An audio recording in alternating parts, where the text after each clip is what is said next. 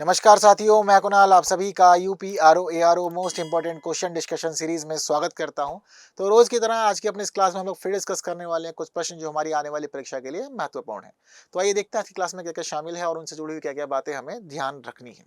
तो आज की क्लास का हमारा जो पहला प्रश्न है वो कह रहा है कि राष्ट्रीय पवन ऊर्जा संस्थान निम्नलिखित में से किस राज्य किस स्थान पर अवस्थित है, हमें ये बताना है। बलांगीर, अमरेली, चेन्नई या फिर उडुपी। क्या है इसके लिए सही आंसर चारों में से? तो सही आंसर जो है वो है चेन्नई। ठीक है, यानी कि सी रहेगा हमारा सही आंसर। ऐसा क्यों? क्योंकि दरअसल राष्ट्रीय पवन ऊर्जा संस्थान की जो स्थापना है वो भारत सरकार के नवीन और नवीकरणीय ऊर्जा मंत्रालय के द्वारा की गई थी 1998 में चेन्नई के अंदर। ठीक है, तो कब की गई थी ये भी बिल्कुल आप लोग याद रखिएगा, 1998 में की गई थी। यहाँ पर एक खास बात यह है कि इस संस्थान के पास कायधर में डेनिका डेनमार्क सरकार की तकनीक और आंशिक वित्तीय संवर्धन युक्त पवन टरबाइन परीक्षण स्टेशन की सुविधा भी उपलब्ध है। ठीक है, तो इंपॉर्टेंट है अपने आप में विंड एनर्जी का मामला। ठीक है, तो सी जो है वो सही आंसर है हमारे इसमें। आइए आगे बढ़ते हैं और अगला प्रश्न देखते हैं हमारा क्या कह रहा है। तो हमारा जो अगला प्रश्न है वो उसमें पूछा गया है कि पोलावरम परियोजना के संदर्भ में निम्नलिखित कथनों पर विचार कीजिए। तो पोलावरम परियोजना यह तेलंगाना राज्य में स्थित एक बहुउद्देशीय परियोजना है। यह परियोजना कृष्णा नदी पर स्थित है। ठीक है, तो कितने सही बताना है, मतलब कौन सा सही है, एक सही है, दो सही है, दोनों ही सही है, दोनों गलत है। तो देखिए पोलावरम परियोजना जो है, ये पोलावरम परियोजना इंदिरा सागर बांध परियोजना के रूप में भी जानी जाती है। ठीक है, अब देखने वाली बात यह कि कौन से राज्य का मामला, क्या तेलंगाना राज्य में ही स्थित है या फिर कोई और राज्य? तो देखिए तेलंगाना राज्य इसमें नहीं है। दरअसल इस परियोजना की ही वजह से ना 136 गांव, 211 छोटे गांव और 7 मंडल आंध्र प्रदेश को दे दिए गए थे। तो आंध्र प्रदेश में है वर्तमान में ये, ना कि तेलंगाना में। ठीक है, रही बात कृष्णा नदी पर इसके होने की, तो देखो ये भी गलत है। दरअसल ये कृष्णा नदी पर नहीं है, ये गोदावरी जिले के अंदर है और गोदावरी नदी पर ही है। तो गोदावरी जिला और गोदावरी नदी, ये बात भी आप लोग याद जरूर से रखिएगा। ठीक, क्लियर है बात सारी सर? दूसरा भी स्टेटमेंट गलत है, दोनों ही गलत है। तो प्रश्न का उत्तर क्या हो जाएगा? डी हो जाएगा, ना तो एक ना ही दो। ठीक, चलिए अगला प्रश्न देखते हैं हमारा क्या कह रहा है। तो हमारा अगला प्रश्न है निम्नलिखित राज्यों या केंद्र शासित प्रदेशों को राष्ट्रीय राजमार्गों की लंबाई के अनुसार अवरोही क्रम में व्यवस्थित करना है और नीचे दिए गए कोड से उत्तर देना है। किस राज्य में कितने किलोमीटर का विस्तार है राजमार्गों का? अब देखना है जिस राज्य में सबसे ज्यादा उस और उसी के अकॉर्डिंग हमें अरेंज करना है डिसेंडिंग। ठीक है, अवरोही क्रम में। तो देखो हमारे पूरे के पूरे भारत में सबसे ज्यादा जो किलोमीटर पड़ता है किसी राज्य में, वो पड़ता है महाराष्ट्र के अंदर। महाराष्ट्र इस सूची में सबसे आगे, और महाराष्ट्र के अंदर 18,459 किलोमीटर का जो राजमार्ग है वो पड़ता है, 18,459 किलोमीटर। ठीक है, ये सबसे ज्यादा हमारे पूरे देश में। ठीक है, महाराष्ट्र की स्थिति। महाराष्ट्र का दूसरा कौन सा आएगा? महाराष्ट्र का दूसरा है हमारा यूपी। ठीक है, तो यूपी की जो स्थिति है वो 12,270 किलोमीटर का पड़ते हैं यहाँ पर नेशनल हाईवे की कंडीशन। ठीक, अब बात कर लेते हैं हम लोग प्रश्न की। टॉप 2 हम लोग समझ लिए। ठीक है, इसका राजस्थान है, फिर मध्य प्रदेश है। अब जैसे कि कर्नाटक, राजस्थान, अंडमान और गोवा की स्थिति हमें देखनी है। ठीक है ना, तो जैसे कि आपको बताया कि तीसरे स्थान पे क्या है, तीसरे पर राजस्थान है। ठीक है, तो राजस्थान के अंदर क्या स्थिति रहती है? 10,706 किलोमीटर का मामला जो है फिलहाल हम लोग राजस्थान में देखते हैं राजमार्गों का है। तो सबसे ज्यादा जब इसी में ही है तो देखो इसके थ्रू भी हम लोग कोशिश कर सकते हैं आंसर निकालने की, है ना। तो इसके थ्रू करेंगे कोशिश, तो क्या होगा, सबसे पहले 2 रखना है हमें। तो 2 यहाँ है और 2 यहाँ है। यहाँ पर 3 से शुरू है तो आंसर नहीं है, यहाँ 4 से शुरू है, ये भी आंसर नहीं होगा।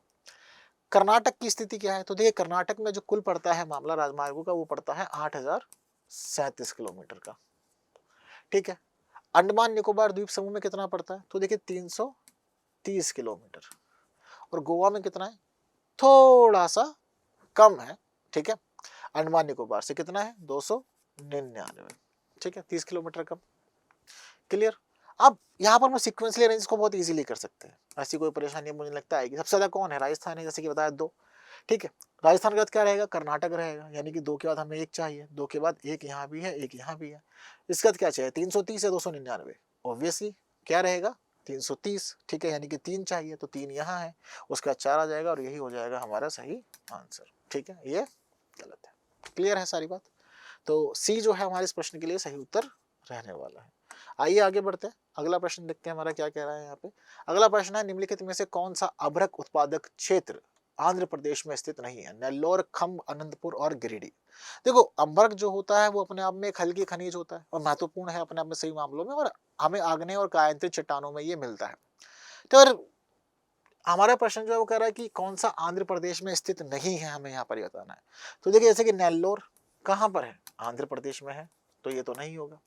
खम्मम कहाँ है, तो देखिए खम्मम जो है ये भी भैया आंध्र प्रदेश में ही है, तो चलो जी आप भी बच गए।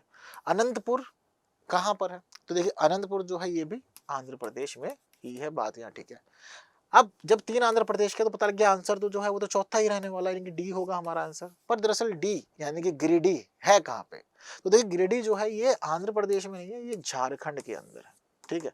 तो आंध्र प्रदेश में स्थित क्या नहीं है, गिरिडीह नहीं है, तो प्रश्न का उत्तर डी हो जाएगा। आगे बढ़ते हैं इसी के साथ और देखते हैं हमारा अगला प्रश्न क्या कहना चाह रहा है। तो कथन कारण आ गए। अभी कथन है उत्तर प्रदेश गन्ना उत्पादक में अग्रणी राज्य है और उत्तर प्रदेश में उष्णकटिबंधीय मानसूनी जलवायु पाई जाती है। तो देखिए ये बात ध्यान रखिएगा कि वित्त वर्ष 2022-23 में ये बताया गया था कि पूरे देश में सबसे ज्यादा जो गन्ने का उत्पादन हुआ है वो उत्तर प्रदेश में हुआ है, ठीक है। तो यहाँ पर बात जो है वो बिल्कुल ठीक है, अग्रणी राज्य हो गया गन्ना उत्पादन के मामले में। उत्तर प्रदेश की उष्णकटिबंधीय मानसूनी जलवायु पाई जाती है, ठीक है। क्या उष्णकटिबंधीय मानसूनी जलवायु ही पाई जाती है या कुछ और, तो देखिए ये बात ध्यान रखिएगा कि उत्तर प्रदेश के अंदर उष्णकटिबंधीय मानसूनी जलवायु नहीं पाई जाती। कौन सी पाई जाती है, उपोष्ण कटिबंधीय पाई जाती है। तो यहाँ पर आप लोग को उपोष्ण याद रखना है इसके लिए, ठीक है, उपोष्ण कटिबंधीय मानसूनी जलवायु, ठीक।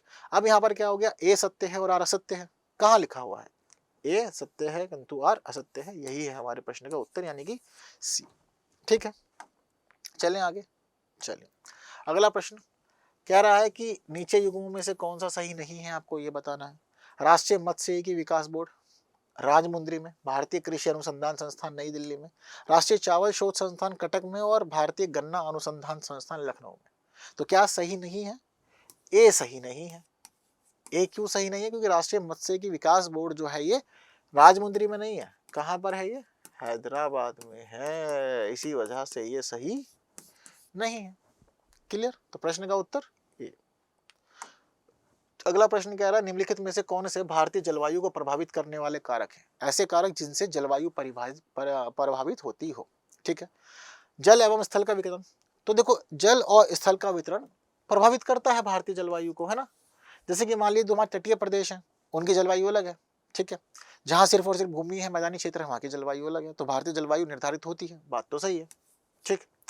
समुद्र तट से दूरी, जैसे जैसे समुद्र तट से दूर जाते जाएंगे हम लोग जलवायु बदलती है। समुद्र तट पे थोड़ा सा माहौल देखते हैं हम लोग कि जल जो है वो प्रभावित करता है वहां की स्थिति को, लेकिन जैसे जैसे तटों से मैदान में आते हैं तो मैदान की स्थिति बदल जाती है, बात ठीक है। जल और स्थल का वितरण, समुद्र तट से दूरी आपस में थोड़े कनेक्टेड है, इंटरकनेक्टेड। क्या देशांतर भी प्रभावित करते हैं हमारे की जलवायु को, नहीं, देशांतर प्रभावित नहीं करते। दरअसल देशांतर क्या है कि वो बटे होते हैं अपनी जगह पे, वो बताते हैं आपकी अवस्थिति के बारे में, लेकिन इस जगह पर आपकी जलवायु किस पे डिपेंड करेगी, आप जल के पास में हैं, आप पर्वत के पास में हैं, आपका क्षेत्र मैदानी है, उस पर डिपेंड करेगी आपकी जलवायु, ना कि देशांतर पे मौजूद होना है, क्योंकि एक ही देशांतर पे हम कई अलग अलग प्रकार की जलवायु देख सकते हैं, ठीक है। तो इसलिए नहीं को ऊपरी वायु परिसंचरण ये भी मैटर करता है, बिल्कुल वायु के परिसंचरण से भी जलवायु निर्धारित होती है। तो 1, 2 और 4 ये भूमिका निभाते हैं, यानी कि प्रश्न का उत्तर क्या हो जाएगा, ए हो जाएगा, ठीक है। क्लियर, इसका एक्सप्लेनेशन आप लोग यहाँ पे पढ़ सकते हैं आराम से, ठीक है। हालांकि अक्षांश प्रभावित करते हैं, अक्षांशों को मिस नहीं करना, अक्षांश प्रभावित करते हैं, क्योंकि जब हम भूमध्य रेखा पे रहते हैं तो ऐसी स्थिति में जलवायु जो है वो उष्ण होती है, गर्म होती है, ध्रुवों की तरफ जाते जाते जो जलवायु है वो ठंडी होती चली जाती है, शीत होती चली जाती है। निम्नलिखित में से कौन सी गोदावरी की सहायक नदियां हैं, हमसे ये यहाँ पर पूछा गया है। पैनगंगा, इंद्रावती, प्राणहिता और मंजरा, ठीक है। तो गोदावरी की सहायक नदी, गोदावरी दक्षिण भारत की खास नदी है, इसको हम लोग दक्षिण गंगा भी कहते हैं, ठीक है। ये नदी जो है ये नदी निकलती है नासिक के पास त्र्यंबकेश्वर से, ठीक, और त्र्यंबकेश्वर से निकल करके ये महाराष्ट्र, तेलंगाना, आंध्र प्रदेश, छत्तीसगढ़, उड़ीसा, मध्य प्रदेश, इसके अलावा कर्नाटक, पुडुचेरी, इन सभी हिस्सों में ये हम देखते हैं कि गोदावरी के बेसिन जो है वो बिखरे हुए हैं। पर इसकी सहायक नदियों में क्या क्या शामिल है, ये खास महत्वपूर्ण बात है। पेनगंगा, इंद्रावती, प्राणहिता या मंजरा। तो देखिए पेनगंगा, इंद्रावती, प्राणहिता और मंजरा चारों ही इसकी सहायक नदी है, ठीक है। हालांकि इसके सहायक नदियों की सूची इस प्रकार से कि प्रवरा, पूर्णा, मंजरा, पेनगंगा, वर्धा, वेनगंगा, प्राणहिता, ये सारी इसकी सहायक नदियां हैं। इंद्रावती, मनेरी, सबरी, इनका नाम भी शामिल है इसमें। तो ऐसी स्थिति में जब चारों हो जाएंगे तो प्रश्न का उत्तर क्या हो जाएगा, डी हो जाएगा, ठीक है, क्लियर है बात सारी। यहाँ पर देखिए लिस्ट आप लोग आराम से पढ़ सकते हैं। नासिक में गोदावरी नदी पर कुंभ का आयोजन भी होता है, जैसे कि फिलहाल प्रयागराज में देख रहे हैं हम लोग, ठीक है, संगम पे हो रहा है। अगला प्रश्न कह रहा है हमसे कि निम्नलिखित कथनों पर विचार कीजिए। 2 कथन दे दिए गए हैं और पहले में कह रहा है कि सतलज नदी हिमालय की तीनों श्रेणियों को अपरदित कर प्रवाहित होती है। विश्व का सबसे ऊंचा गुरुत्वीय भाखड़ा नागल बांध सतलज नदी पर ही है। क्या सतलुज नदी तीनों श्रेणियों को अपरदित करती है? तो देखिए सतलुज नदी का जो उद्गम होता है ये होता है मानसरोवर झील के पास, राक्षस या फिर राक्षस झील से। यहाँ से ये निकलती है, शिवकिला दर्रे को पार करती है, भारत में प्रवेश करती है। ऐसी स्थिति में ये हिमालय की तीनों श्रेणियों को पार करते हुए ही निकलती है, अपरदन करती है उनका। विश्व का सबसे ऊंचा गुरुत्वीय भाखड़ा नागल बांध सतलज नदी पे ही है, ये वाली बात भी बिल्कुल ठीक है, सतलज नदी पर ही है। और दोनों ही स्टेटमेंट ठीक है, तो प्रश्न का उत्तर क्या हो जाएगा? सी हो जाएगा, 1 और 2 दोनों। ठीक।